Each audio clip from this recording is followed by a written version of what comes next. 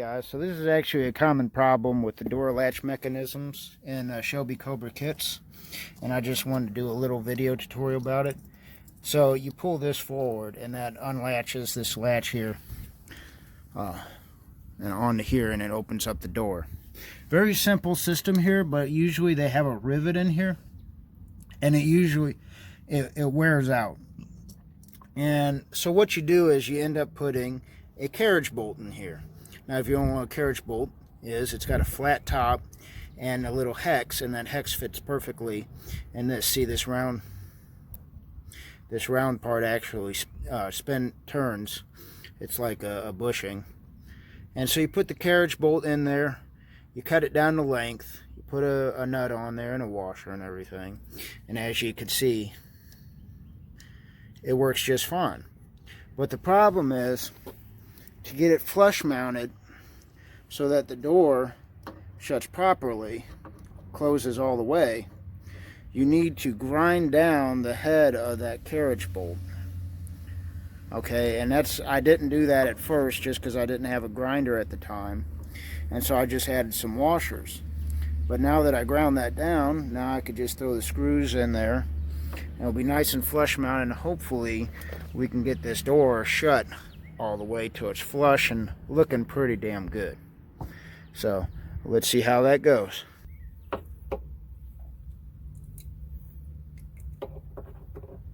And you still might have to add a washer or so on here, but once you get that rivet ground down, it will get pretty close,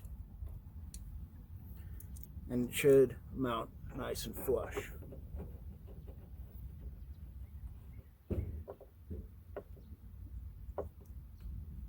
But you got to make sure there's no interference, and make sure this.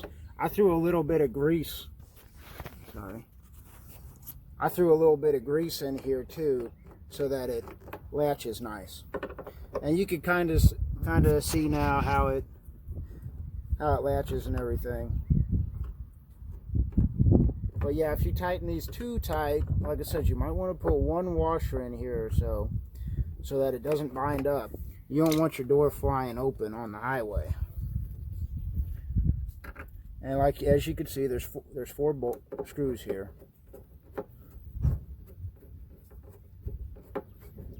Countersunk screws.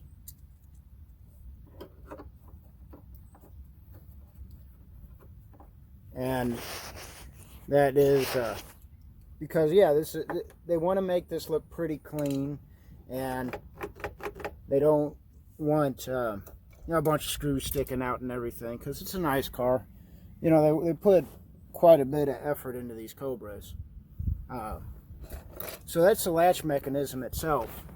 But there's also a little beauty piece that goes on here, a little chrome piece. I think I left it here in the seat. There it is. Alright, bear with me, guys. So there's this little chrome piece that fits over here too.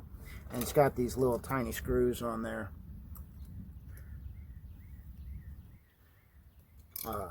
Then you just screw those on, and that's all there is to change now with these latches. Now the thing is, why I'm doing this video is it's $350 on this kit just for the latches. You can only buy 2 at a time, and that carriage bolt is about 50 cents, so you do the math.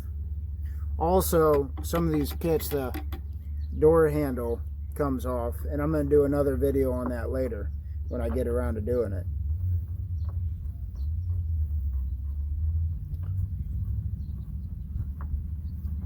As you can see, this little beauty cover or so goes over there, so you don't see all that ugly mechanism and everything. But the mechanism works great.